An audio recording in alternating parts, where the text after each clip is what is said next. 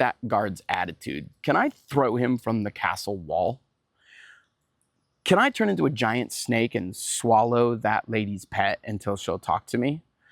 Can I pick that kid up off his feet and intimidate him? Can I make an intimidation roll to get the information that we need out of him?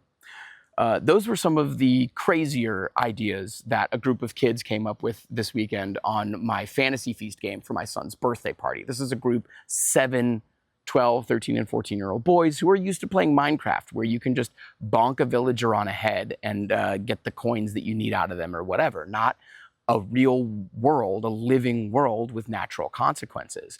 And so I DM'd this game as a kind of yes and DM like I normally am, but also with kind of my parenting style, which is there are natural consequences to the things that you do. There's not always a punishment necessary. Sometimes the natural consequences are bad enough.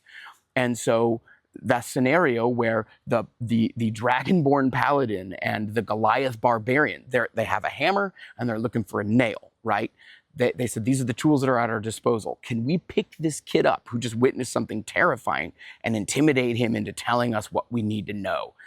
And I said, you could do that, but this is a terrified child, and putting your massive bodies and your teeth and your weapons in his face and demanding that he recall this terrifying experience is not likely to get you a lot of what you're looking for.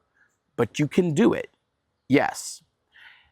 And that gave, this is also a good teamwork thing, that gave the rest of the team a chance to think through what tools they had at their disposal. And so in this case, the cleric said, oh, you know what, I have a pet. I allowed him to have a pet. It was a pretty meaningless thing to me, but it meant something to him. He said, can I have a weasel as a pet? I was like, yeah, sure, go ahead, a ferret or whatever. He said, can I go over to that child and present my ferret, my weasel, and have him like pet it? And I was like, yeah, absolutely, you can do that. And then the monk of mercy said, can I use a healing hand to help like heal his emotional wound? Would it work like that?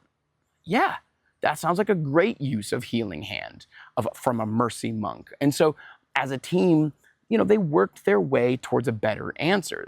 The answer was yes, you could do that, but maybe there's another solution, and as a team, they could kind of talk their way through it, and so they did. And then they got the information they needed, which is what unveiled who the villain really was, and then guess what? The paladin and the barbarian got to jump in with their hammer and hit a nail, right? Your friend has a screwdriver, let them run the screw. You got a hammer, go hit that nail. So, you know, just some little reflection on running a game for kids.